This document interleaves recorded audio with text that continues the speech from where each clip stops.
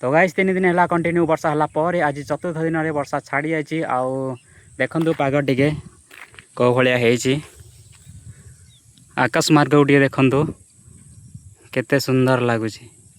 आउ सूर्यदेव तो तांकर किरण से पके चली। तो hi guys everyone good morning welcome back to my new blog. मुनंद ओडिशा गोटे छोट गाँव बिलंग कर आशा कर भगवान कृपा आपण मैंने समस्ते भल थे आग को भी भल रे।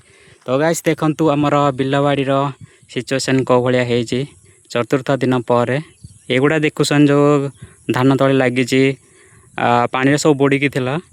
आज सकाल एगुड़ा सब क्लीयर हो जाए पूरा देखा जाऊँगी। आ चतुर्पार्श्वर व्यूज टी देखु कौ भाया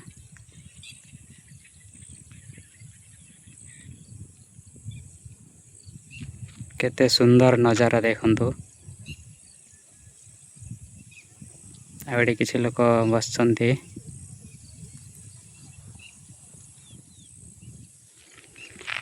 एटा आमर डेली जीवासिया रोड। तो ठीक अच्छे गाइज आपण गाड़े आज चतुर्थ दिन में पाग केमती अच्छी कमेंट बॉक्स में आप मतामत निश्चय जनइबे। रखिली जय जगन्नाथ।